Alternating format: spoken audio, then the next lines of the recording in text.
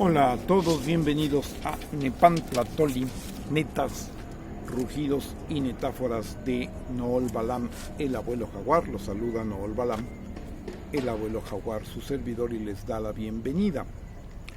Recordándoles que en Nepantlatoli, los niños del sexto sol, somos testigos de un cambio de era. Hay dos factores, esto tendría un sentido electoral, pero podría incluso yo, eso que tanto he comentado, darle otro giro, ¿no? Tenemos que tener ese sentido que la derecha sí tiene, y sobre todo el poder fáctico que controla a lo que podrían ser las fuerzas políticas, que son más bien pseudopolíticas de derecha, en el sentido de que viven en una campaña permanente. Lo que quieren es tener el poder, no ganar las elecciones necesariamente, ¿no? Desde luego, pues si se ganan está bueno, pero es más que nada acceder al poder con o sin o en contra de elecciones. Entonces tenemos que tener ese mismo sentido de que la elección es como que un medio, pero lo que tenemos que tener es el poder, que lo legítimo es acceder por ellos en elecciones. Para nosotros queda claro y no deberíamos dejar de tener esa idea. Sin embargo, sí, lo que sí debemos retomar es el sentido de campaña permanente. Eso es lo que le puede dar una validez a esos planteamientos más allá de la época electoral, ¿sí?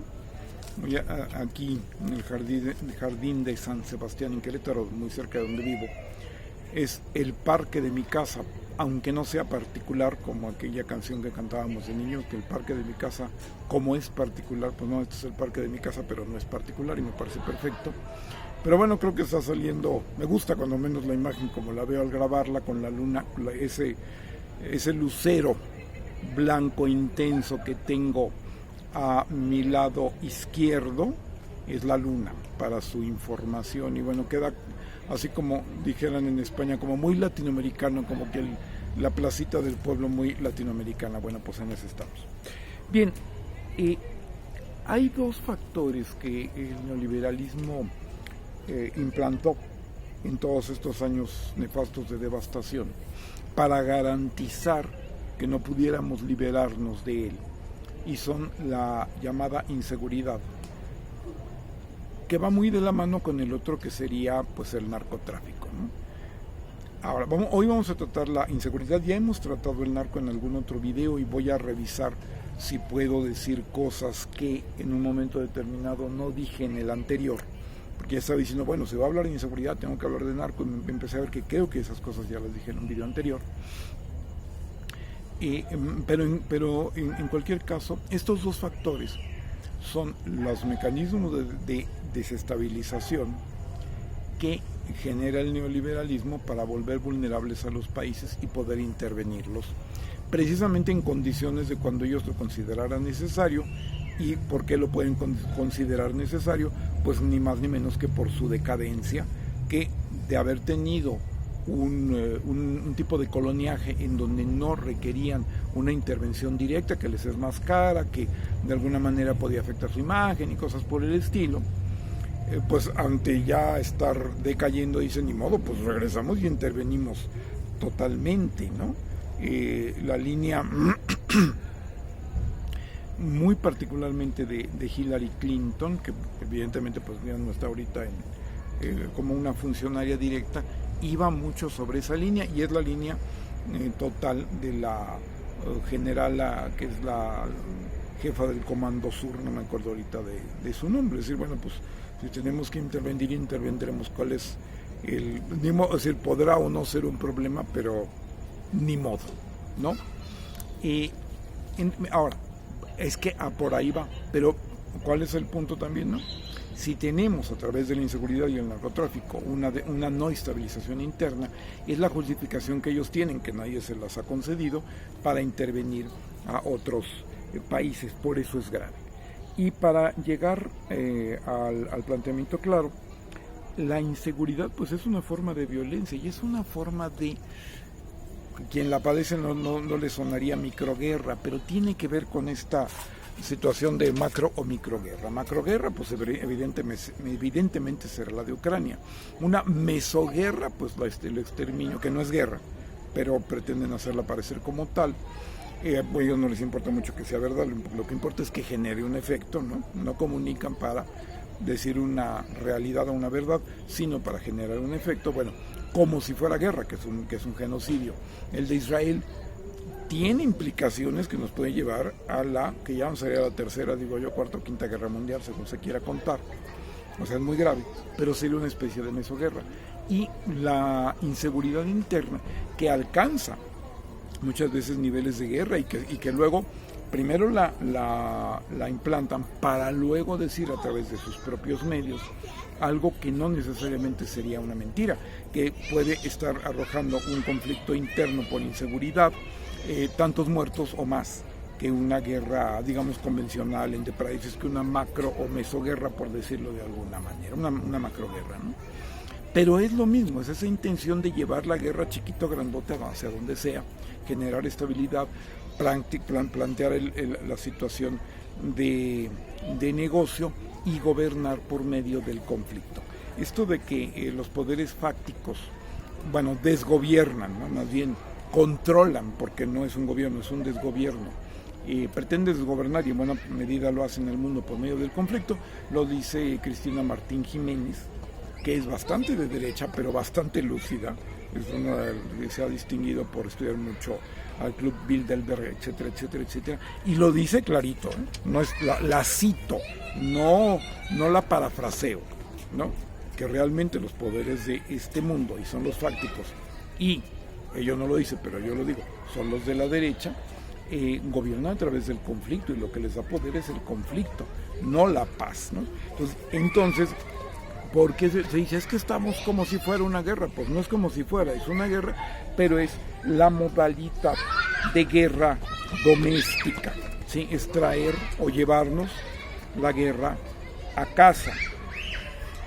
Hay una pregunta muy importante, muy interesante.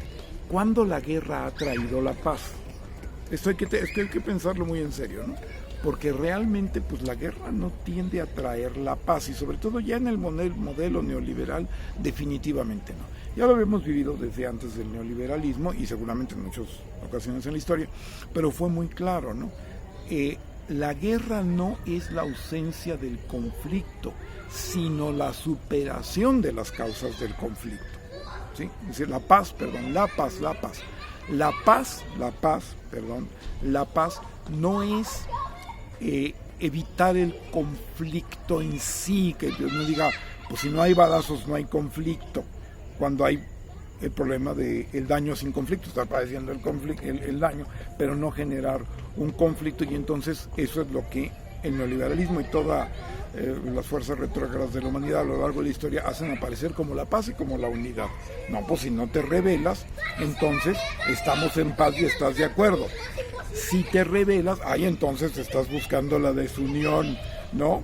Y tú eres el que genera la paz, no lo que genera la violencia estructural, que es la causa finalmente de la guerra. Entonces la paz es la superación de las causas del conflicto. Eso es muy importante entenderlo. Por eso el Premio Nobel de la Paz se ha concedido, por ejemplo, al señor de los microcréditos para mujeres. Me parece muy, señor que no recuerdo su nombre, pero que me parece muy meritorio, cuidado. No recuerdo su nombre, perdón, señor pero no es despectivo. A ese señor que porque superan las causas de los conflictos. Por eso es debería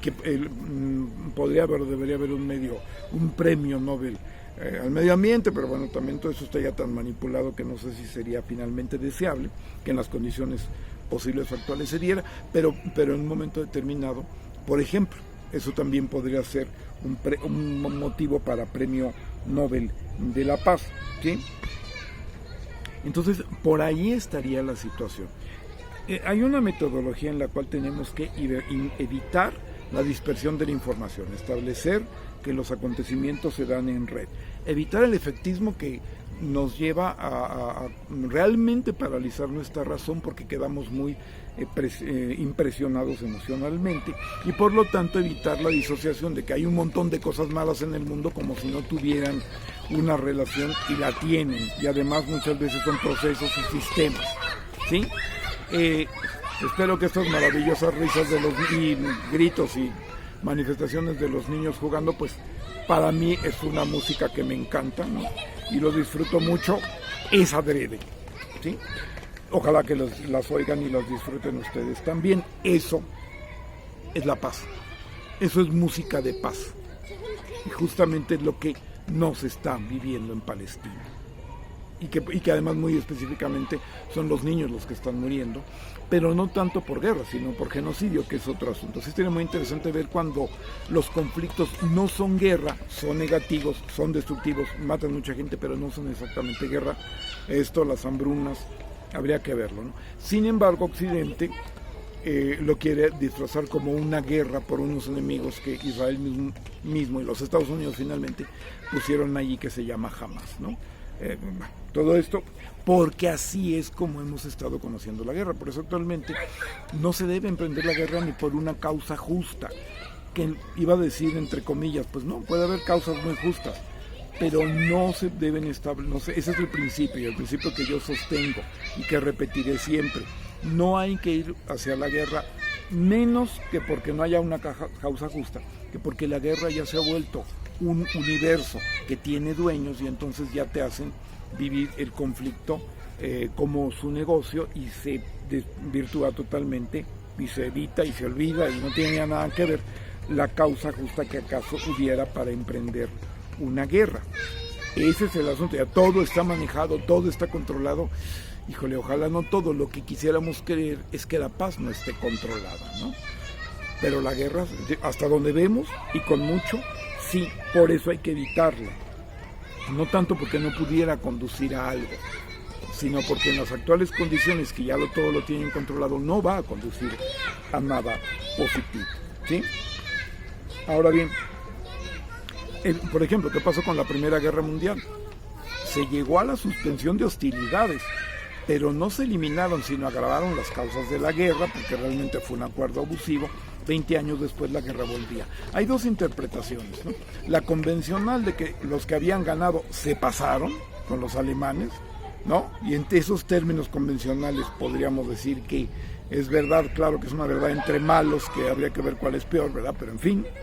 Y la verdadera causa, que no es una lectura que vemos, que realmente allí, y esto es una tesis que quiero desarrollar, pero creo que voy a hacer más bien conferencias más tardadas por Facebook, porque no sé por qué mi cámara de un teléfono que ya no está nuevo, ¿verdad? Por cierto, no da para grabaciones más amplias, en donde se puede establecer cómo en realidad la causa no empezó, la causa de la Primera Guerra Mundial no fue la Unión Soviética, pero ya hacia el final de la Primera Guerra Mundial ya empieza a intervenir la Unión Soviética, y en un momento determinado es otra la versión, ¿no? Estaban peleando contra la Unión Soviética, o sea, empezaron peleando por lo que empezaron en la Primera Guerra Mundial, acabaron ya prácticamente con el conflicto que tenían con la Unión Soviética, y eso condujo a la Segunda Guerra Mundial, que el origen era acabar con la Unión Soviética. La perra que era Alemania le salió brava, mordió a los de casa, y los demás es historia, pero más bien pudiéramos decir histeria, y no ha acabado de terminar, ¿no? Pero ese es un ejemplo clásico por cualquiera de las dos versiones que podamos ver. La segunda es la verdadera en realidad, porque no niega la primera, sino que incluyéndola dice la realidad completa, pero es un ejemplo de cómo no se evitan las causas de la guerra, ¿no? Por lo tanto, podemos tener muchas guerras en potencia y confundirlas con la paz, que no es el caso, ¿sí? Que hay 50,000 países que tienen condiciones terribles y que deberían estar en guerra, pero como no hay algo que le deja de convenir a EUUE, Estados Unidos y Unión Europea, principalmente Estados Unidos, es decir, no hay en juego en muchos países que tienen situaciones muy conflictivas, o no hay o no en la proporción que ellos consideran apropiada como para dirigir la mediática, los medios masivos de comunicación hacia ese conflicto. Como en muchos países, no está o no en la proporción que ellos consideran apropiada. Los dos causas verdaderamente de que las noticias se dirijan hacia algo que afecte los intereses de Estados Unidos y de alguna manera Unión Europea en cuanto a que haya una riqueza de materias primas o una posición estratégica, o como en el caso de la pobre Ucrania, las dos cosas, ¿no? Si no hay eso, entonces es como si no existiera, y hay muchas más guerras en el mundo. ¿Qué es lo que vamos a ver? Pues a habitantes de los países que no llaman la atención como para justificar que se hable acerca de ellos en relación a una guerra, pero que están emigrando a Europa, que después de haberlos explotado, o a Estados Unidos, que después de haberlos sacado hasta los hígados, bueno, pues ahora correspondientemente y en un péndulo, ¿no? En una situación como karmática de tú nos quitaste todo, pues ahora manténnos, danos trabajo, no manténnos, danos trabajo, pues están llegando hacia donde se fue la riqueza de sus países. Eso es innegable y claro, ¿no? ¿Qué es lo que pasa? Que ellos tienen el principio de vamos a utilizar a los migrantes conforme nos sirven, y cuando ya no nos sirven los expulsamos y decimos que nos quitan los trabajos y decimos que nos alteran nuestra cultura y afectan nuestra forma de ser y de vivir, pero en realidad es simple y sencillamente eso lo que pasa, y que también es una causa en la que por allí está el contexto, ¿no? Está el conflicto, en juego. Ahora, tenemos por lo tanto la situación de que hay que evitar la dispersión, todos los hechos están en una red, hay que no dejarnos llevar por el efectismo. El efectismo muchas veces se da por conmovernos por tanto sufrimiento, y está bien que nos conmovamos por tanto sufrimiento, pero no al grado de que ya no pensemos, ¿no? Y por lo tanto a una disociación, y como ya decimos, vivimos un montón de acontecimientos sin saber por dónde está la bolita. Y hay otras causas, ¿no? Y hay otros tres aspectos que contemplar. Ver siempre las causas, estamos abordándolas, ¿no? Entender los contextos, ¿no? Políticamente tenemos 4 niveles de política: el local, el poder fáctico, la geopolítica y Internet. Si tenemos una visión, decimos qué hay en cada uno de estos aspectos, ya podríamos estar hablando de un modelo de establecer un contexto, ¿no? Y la diacronía, porque estamos acostumbrados a que nos presente todo como una rebanada sincrónica. La sincronía y la diacronía, ¿qué son? La sincronía es, vamos a decir así, el hoy, o lo que se presenta de alguna manera como el presente, y la diacronía es el proceso en el tiempo. Entonces normalmente es una rebanada en la cual, en el caso de Israel es muy claro, ¿no?, que jamás, independiente, por ejemplo, jamás, que no se sabe, no se atiende a la diacronía que fue generado por el mismo Estado de Israel, ¿no? Y que esto es ya todo un procedimiento recurrente, ¿no? Como los Estados Unidos inventaron a Osama Bin Laden y todo esto, ¿no? Y a Saddam Hussein y a cuánta gente que después, a Noriega, el de Panamá, y a tantos, ¿no?, que luego los convirtieron en sus enemigos. Ahí, si no tenemos una visión diacrónica, caemos en la coartada, como mucha gente, creo que la minoría, y creo que se les ha caído el tinglado demasiado ya con el genocidio del Estado de Israel, que está acabando con los palestinos. Sin embargo, todavía hay gente que se la cree porque dice, no, pues si me atacaron. Eso es verlo nada más sincrónicamente, pero no en la diacronía, ¿sí? Es decir, eso es como el ejemplo de los niños, de que una alumna maestra, fulanita, me pegó, y la otra le dice, sí, pero tú me pegaste primero, y dice, sí, pero esa es otra cosa. Perdón, no quisiera ser de mal gusto, pero el planteamiento es que es así. O sea, hay que ver todo el proceso, ¿sí? Porque acá eso es otra cosa, como dijeran los gringos, no es otra cosa, sino es lo mismo, ¿no? Porque tenemos que entender también la diferencia entre la violencia estructural y la violencia convencional. Yo las llamo así, podrían ponerse otros nombres, pero ¿qué es la violencia estructural? El daño, normalmente vivido como daño sin conflicto, ¿sí? O sea, la desigualdad, la injusticia, la falta de oportunidades vivida constantemente, es un daño estructural y es una violencia. Cuando ya la gente no aguanta y se manifiesta por violencia convencional, haciendo cosas que en sí mismas son malas, porque matar no es bueno, ¿no?